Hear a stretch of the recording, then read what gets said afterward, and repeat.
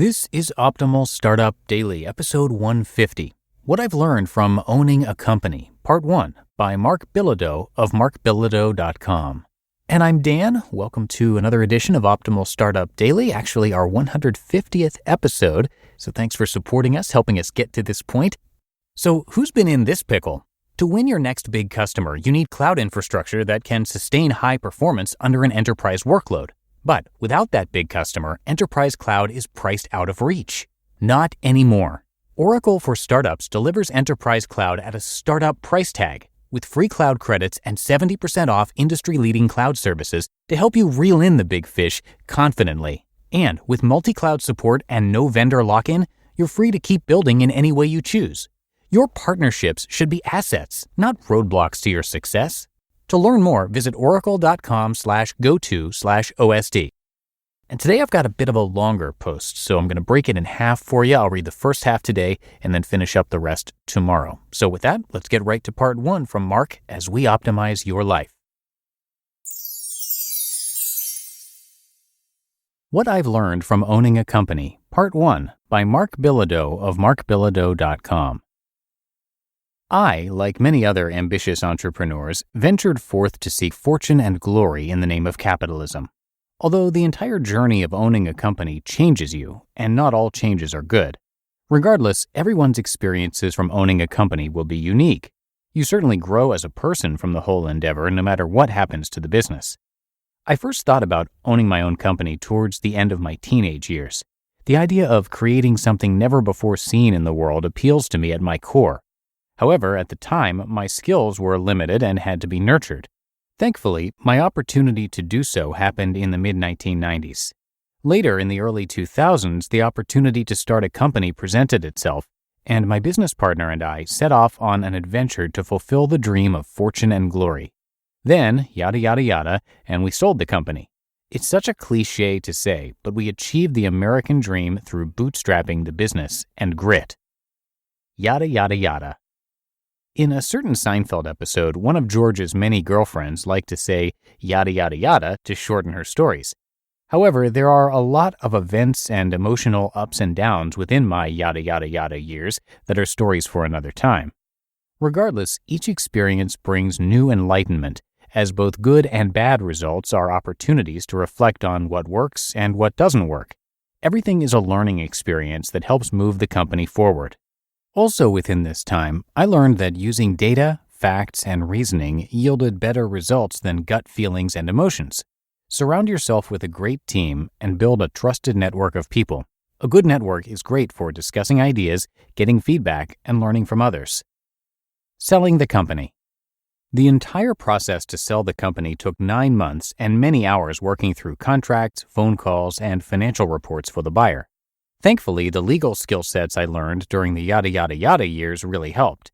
It was invaluable when reading contracts and working with lawyers throughout the process. In the end, my legal team was nice enough to bundle all the contracts together into a beautifully bound book to read at my leisure. In truth, I hope I never have to reference it again. Now it is 6 months after the acquisition. My business partner and I are no longer in control of all decisions. Now there are other people to run the company. However, I do have key responsibilities in my new role. Although, instead of turning the crank to move the gears, I'm another cog in this finely tuned machine. As an owner, who is now an employee, I find myself searching for happiness in my new role. Either I'll find it or move on to the next adventure. Regardless, there are always new opportunities to learn new skills and explore new ideas. This is a big part of my personal mantra in life. As long as I'm learning and growing, I'm happy. The good of owning a company. 2 words sum this up nicely: mad skills. Many of these skills will be in areas that you would never have tried on your own. I have a technical background. I love technology and to build software products and services. However, there are many other skills one learns, such as business management, addressing human resource issues, reading and modifying contracts, work with lawyers, manage meetings, delegating tasks, speaking and presenting, organizing teams, and much more. I use these skills almost every day. As a result, I've become quite competent in these skill sets. Additionally, other skills such as critical thinking, taking calculated risks, working through failure, trying new things, and organization are strengthened through trial and error. Furthermore, these skills are not only useful professionally, but improve personal life too. Last but not least, it's very rewarding being your own boss while making money and growing your personal wealth. Ultimately, you have freedom, which makes your time flexible when necessary. The bad of owning a company. Unfortunately, there is a dark side to owning a business. It becomes part of your everyday life. You check your email many times a day, all day, every day, even weekends and holidays. It's not uncommon to work 60 or more hours a week.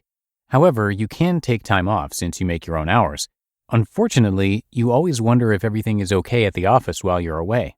There are talented people at the company capable of solving real problems. Regardless, you always want to be aware of any situation that could hurt the business. One inescapable truth is the company is in your thoughts every day. In time, the fun stuff that you love doing becomes other people's responsibilities. Then you find yourself managing the business, putting out fires, and dealing with tasks that, frankly, only can be done by you as a business owner. It's possible to retain some of the fun tasks. However, as the company grows, it's necessary to share these responsibilities. Otherwise, some key milestones and objectives will either be late or never completed on time. Balancing what must be done and what's fun becomes increasingly difficult. Even a successful company still requires a lot of time, energy, and attention. As a business owner, your finances and emotional well-being are attached to the company's success. Even when the money is flowing, you still worry that at any time fortune can reverse. To be continued. You just listened to part 1 of the post titled, What I've Learned from Owning a Company by Marc Bilodeau of marcbilodeau.com. And I'm going to give you some details about Marc in just a sec, but first, I want to thank Gusto. I've already shared a lot of great quotes from small business owners talking about Gusto, and I've got even more for you, so here are some real people. Charlotte G. says, the onboarding process is incredibly easy, and I know I don't have to worry about constantly filing paperwork because Gusto has it all under control for me. Very true for us here at Optimal Living Daily. With new hires and more, Gusto has made it super easy and keeps track of all the paperwork that needs to be filed for us. Along those lines, Jessica H. says, by using Gusto to manage benefits, there is less paperwork, and I know we are always in compliance. That's been true for us too at Optimal Living Daily.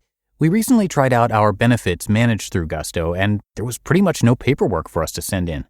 We have different contractors in different states with different laws, rules, and regulations, and Gusto handles it all and more. Right now, our listeners get 3 months free when they go to gusto.com/OSD. Yep, 3 months of payroll, benefits admin, and more totally free. Again, that's gusto.com/OSD. And thank you to Marc, who's a longtime listener of our podcasts, shortly after Optimal Living Daily began 5 years ago. So show him some support by coming by his site, which I have linked in this episode's description. Marc is a lifelong learner, always improving himself and sharing what he knows, and had contributed back actually by letting us know when things with our podcasts weren't functioning correctly.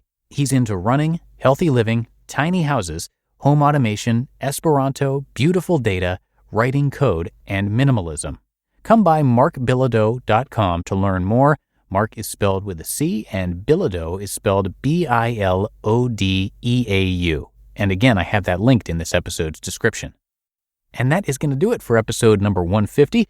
So come on back tomorrow where we're going to finish up this post. We'll have part 2 for you, and that's where your optimal life awaits.